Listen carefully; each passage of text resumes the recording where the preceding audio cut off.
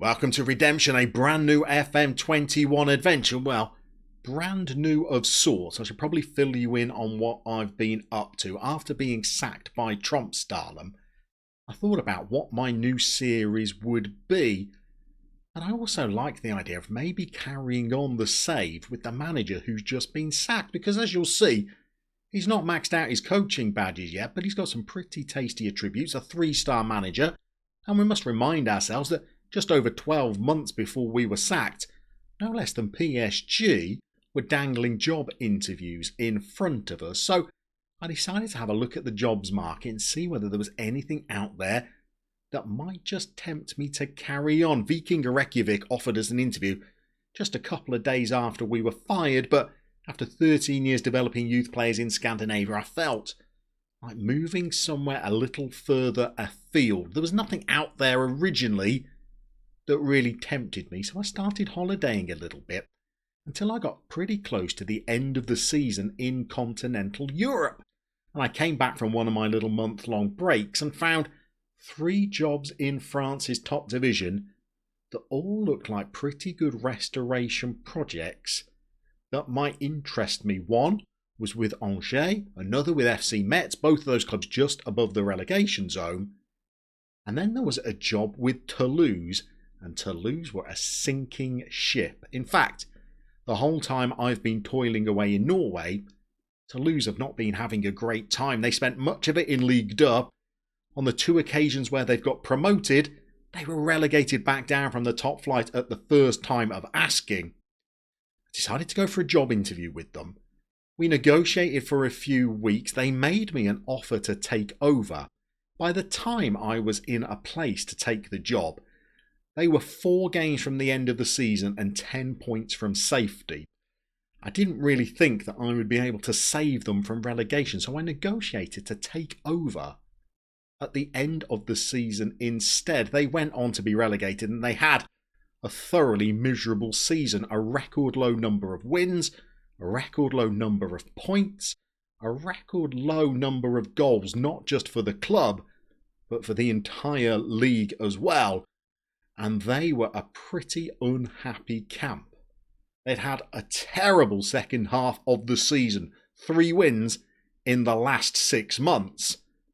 This was music to my ears. This was a club that I felt maybe we could restore back to Ligue 1 football, and in the process experience a little bit of redemption in our own managerial personality. I mean, this is a club with a very nice stadium, passionate support base, beautiful little city to spend a few years. Maybe it could even go on to be a longer term adventure, because if we could get them back into the top flight, maybe we could start hunting down the big clubs. Maybe we could even reel in the likes of Monaco, Marseille, Lyon. Maybe even go after the big fish and get Toulouse to finish above PSG and maybe win a French title. We could do that. That's got to sound like redemption, hasn't it?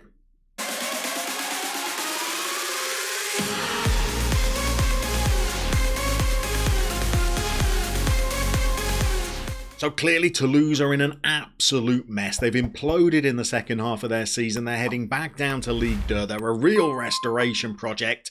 That's exactly what attracted me to the job. Playing lower league management in Football Manager, invariably I start out in the very bottom division taking charge of very small clubs. It's only in journeyman careers that I get the opportunity to manage these slightly larger teams like Toulouse, and the prospect of taking this big club from southern France back into Ligue 1 was too good to turn down. There was a couple of things about the club that really made this an attractive proposition for me. One of them was the club vision, where they want to develop youth players using their own youth system. I've decided I'm not going to rely solely on youth.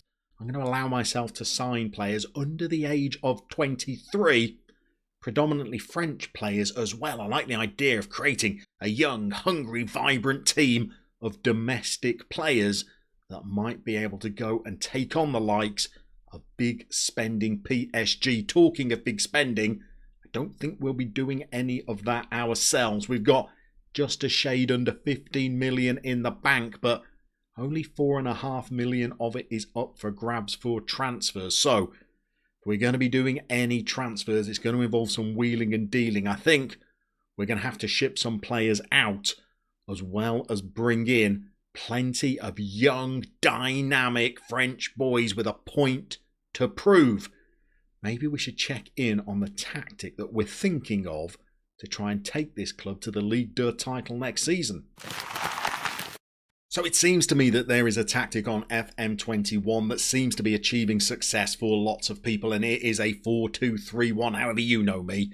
If there's a tactic out there that seems to be successful, I am naturally going to be looking for an alternative way of defeating the AI. We don't want to do things the easy way, do we? So we're going to shy away from a 4-2-3-1.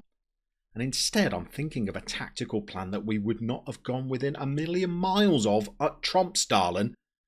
That's seeing whether we could play 3 at the back. The perk of being able to sign players rather than relying on youth intakes is that I can actually go out there and scout and look for players that might fit the system that I would like to play. But I think we've already got some interesting young French talent that might be good for this system.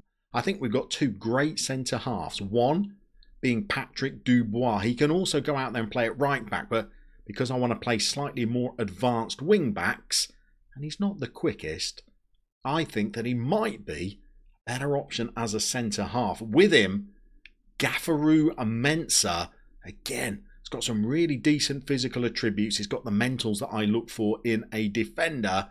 I think he could be a good option who can also go and cover as our left wing back in midfield. I think we've got a good player. Maybe as a box-to-box midfielder, I might even change this to a ball-winning midfielder to suit Infamara Baye, because again, he's got some really good physicals, good tackler, the technique is good, the work rate is good.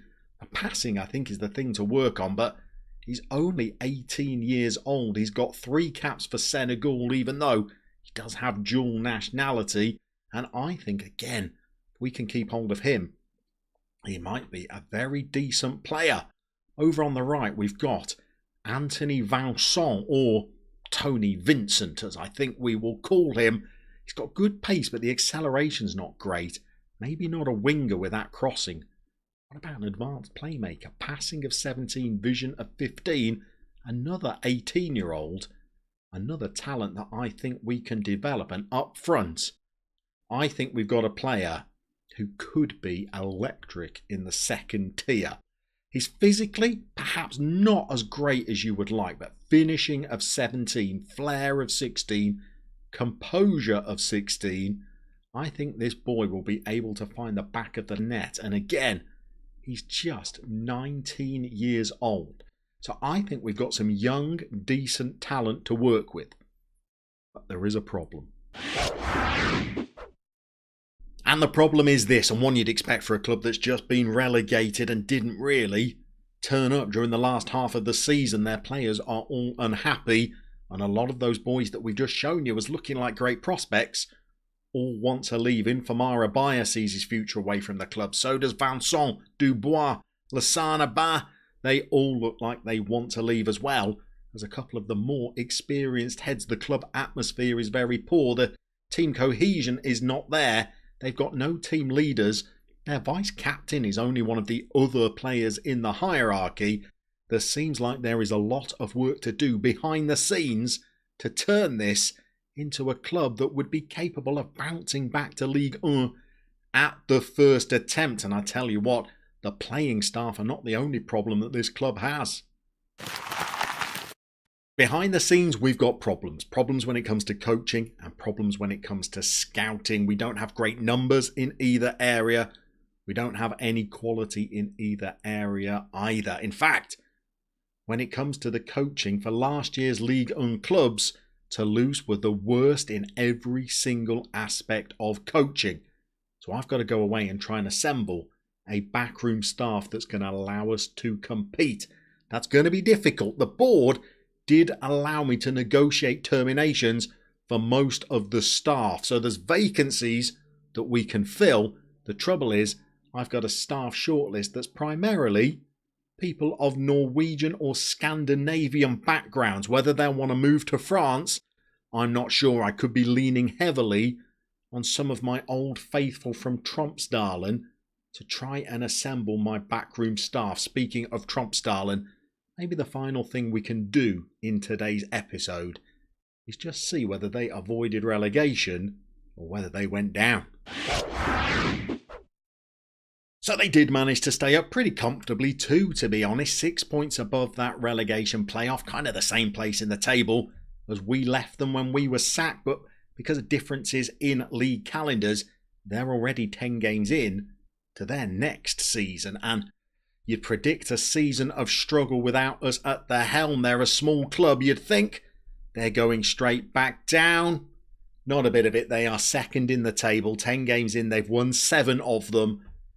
They have been very active in the transfer market, and the manager that is at the helm is somebody that I brought to Norway as my under-19s manager. They've given him the top job now, and he is doing quite nicely. In future episodes, we will check back in with Trumpsdalen and the players that we were developing to see how they are getting on. But we, of course, are more focused on Toulouse now. We've got a big job on of our own.